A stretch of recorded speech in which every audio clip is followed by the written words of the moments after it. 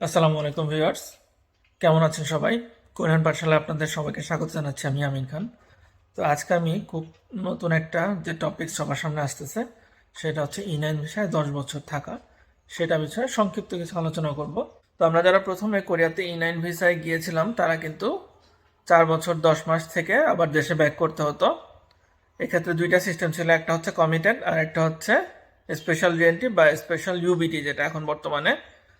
তো সেক্ষেত্রে 4 বছর 10 মাস যদি আমি একই কোম্পানিতে থাকতাম, সেক্ষেত্রে আমি ওই কোম্পানির কাজটা শেষ করে আবার এসে 2 মাস থেকে বাংলাদেশে থেকে আবার রিএন্ট্রিতে উইদাউট এনি পরীক্ষা, মানে কোনো এক্সাম দেওয়া ছাড়াই যেতে পারতাম। আরেকটা যেটা চালু ছিল সেটা হচ্ছে স্পেশাল ইউবিটি বা সিবিটি, যেটা ছিল কম্পিউটার বেসড টেস্ট, এখন যেটা ইউবিটি হয়ে গেছে। স্পেশাল ইউবিটি দিয়ে পাশ করে আবার যাওয়া যেত 5 বছরের জন্য, 4 বছর 10 মাসের জন্য। ঠিক আছে, কিন্তু এখন কোরিয়ান সরকার যেটা চিন্তা করছে সেটা হচ্ছে যে একবারে 10 বছর করার। তো সেক্ষেত্রে কিছু শর্ত আছে, দুইটা না। তো প্রথম শর্ত হচ্ছে মিনিমাম যে প্রথম কোম্পানিতে যে ঢুকবে সেখানে মিনিমাম তার 24 মাস কাজ করতে হবে। সেক্ষেত্রে কোম্পানি যদি তার রিকমেন্ড করে নদুংবুতে বা যে জব সেন্টারে, সেক্ষেত্রে সে ওই জব সেন্টারে আন্ডারে 10 বছর কন্টিনিউ করতে পারবে। আর আরেকটা হচ্ছে কোম্পানি যদি প্রথম কোম্পানি কোনো কারণে চেঞ্জ করে, সেক্ষেত্রে পরে যে কোম্পানিতে ঢুকবে সেখানে মিনিমাম 30 মাস বা 2.5 বছর যদি থাকা হয়, তাহলে সে একই সুবিধা ভোগ করতে পারবে। এক্ষেত্রে যে আপনার যে টেকনিক্যাল একটা সার্টিফিকেট দরকার হয়, যেটা কোম্পানি থেকে প্রোভাইড করতে পারে, অথবা আপনি বাইরে কোথাও টেকনিক্যাল কোনো কাজ শিখে সেটা সেখান থেকেও নিতে পারবেন। আর একটা ব্যাপার হচ্ছে আপনার ভাষাগত দক্ষতা প্রয়োজন।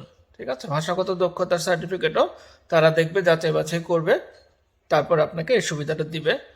এখন আসলে বিস্তারিত এটা নিয়ে প্রজ্ঞাপনটা ওইভাবে জারি হয় নাই, যার কারণে আমি বিস্তারিতভাবে এখনো জানাতে পারছি না।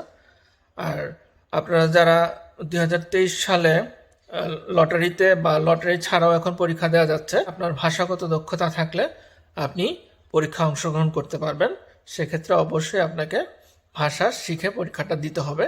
আর যারা লটারির মাধ্যমে দিবেন তাদের 2023-এ এখনও কোনো ডিক্লারেশন আসে নাই, কিন্তু যেহেতু এই বছর লটারি ছাড়া পরীক্ষা দিতে পেরেছে, সেহেতু আগামী বছর থেকে আরও অনেক বেশি লটারি ছাড়াই ভাষাগত দক্ষতার ভিত্তিতে পরীক্ষা দিতে পারবে।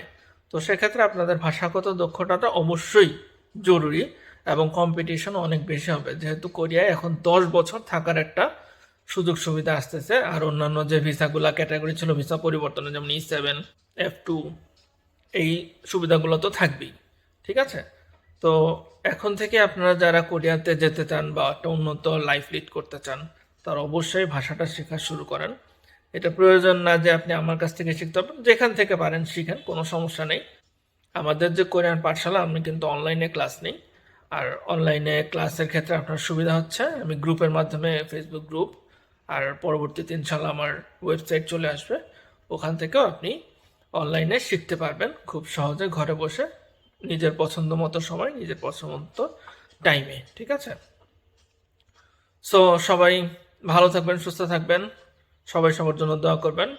আর আপনাদের সকলের যারা কোরিয়া যেতে চান তাদের নেক মাকসাদগুলো আল্লাহ যাতে পূরণ করে, সেই কামনায় আজকের মতো এখানে বিদায় নিচ্ছি। আসসালামু আলাইকুম।